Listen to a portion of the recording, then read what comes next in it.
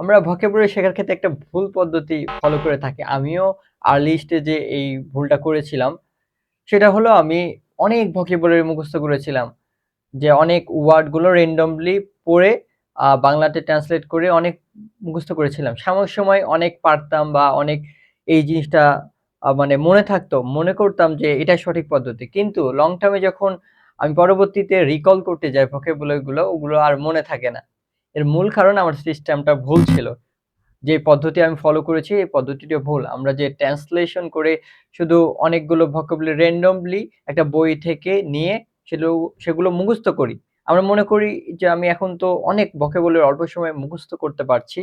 তাহলে এটাই সঠিক পদ্ধতি। না, আপনি স্বল্প সময়ে অনেক মুখস্থ করতে পারছেন কিন্তু পরবর্তীতে আপনি রিকল করতে যান, আবার পুনরায় ওগুলো চিন্তা করতে যান, দেখবেন যে 95% আপনি ভুলে গেছেন। কারণ এটা ছিল ভুল পদ্ধতি।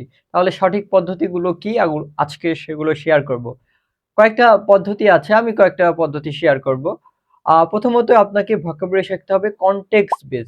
সাপোজ আপনি বিজনেস ভোকাবুলারি শিখবেন, ওই বিজনেস কনটেক্সট বিভিন্ন কমিউনিকেশনের মাধ্যমে আপনি প্র্যাকটিক্যাল ইউজ করে শিখতে হবে। তাহলে আপনি ফ্রুটফুল ভাবে সেগুলো শিখতে পারবেন বা এটা সঠিক ওয়েতে শিখতে পারবেন। আপনি বিজনেস কমিউনিকেশন করে সেই জিনিসগুলো আপনি ব্যবহার করুন প্র্যাকটিক্যালি, তাহলে লং টার্মে ভোকাবুলারি গুলো মনে থাকবে আপনার।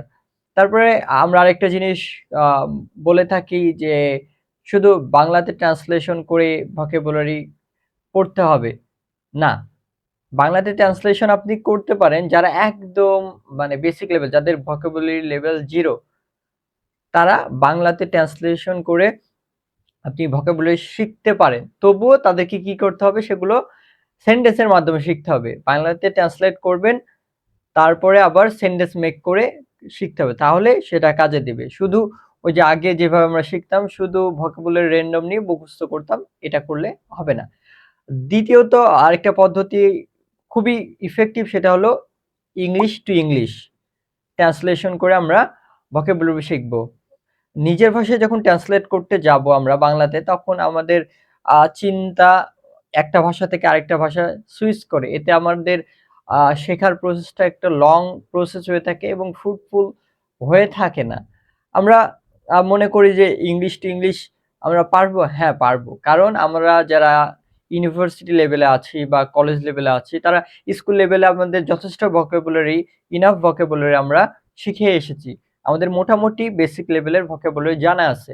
এখন আমি যখন এক্সপার্ট লেভেল বা একটু এক্সপ্লোর করব, ভোকাবুলারি অ্যাডভান্স লেভেলে আরো মোর ডিটেইলস ভোকাবুলারি পড়তে যাব, তখন আমি easily English to English translation করলে বুঝতে পারবো।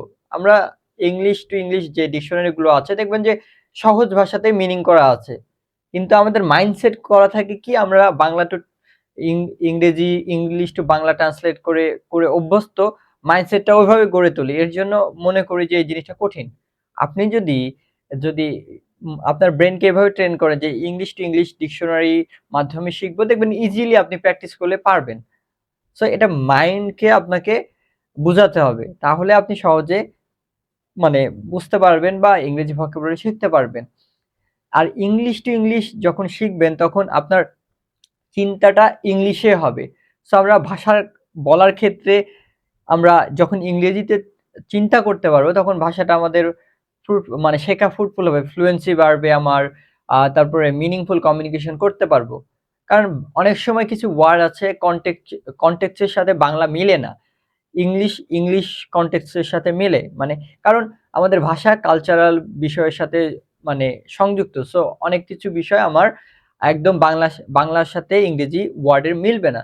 সো সেক্ষেত্রে আমরা বাংলা ট্রান্সলেট করলে ভালোভাবে তো আমরা ভোকাবুলারি শিখবো না। এর জন্য আমরা চেষ্টা করব ইংরেজিতে শেখার। আর বেশি সেগুলো প্র্যাকটিস করব আমরা কনটেক্সট বেস বিভিন্ন এক্সাম্পলের মাধ্যমে। তাহলে আমার মেমোরিতে, এটা লং টার্ম মেমোরিতে এটা প্রসেস হবে এবং মনে থাকবে। আমাদের আগের মতো হবে না যে আমরা যে শুধু বাংলাতে ট্রান্সলেশন করে অনেক ভোকাবুলারি শিখলাম, সাময়িক সময় এটা মনে থাকলো কিন্তু পরবর্তীতে ভুলে গেলাম। এটা আর হবে না। তখন আপনি ভাষাতে ইজিলি ব্যবহার করতে পারবেন যদি আপনি কনটেক্সট বেস শিখেন বা এক্সাম্পল এর মাধ্যমে শেখেন, এবং সেটা লং টার্মে আমাদের ব্রেনে প্রসেস করতে পারবে এবং ব্রেনে সেটা স্টে করবে। তাহলে এখন থেকে আমরা আগের পদ্ধতিতে না শিখে এখন আমরা ইংলিশ টু ইংলিশ শেখার চেষ্টা করব বিভিন্ন কনটেক্সট বেস এক্সাম্পলের মাধ্যমে। একই ওয়ার্ড আমরা কয়েকটা এক্সাম্পলের মাধ্যমে শিখব। তাহলে আমাদের ভোকাবুলারি শেখাটা ফ্রুটফুল হবে। আর আমরা ওই আগের মতো ট্রান্সলেট করে শিখব না।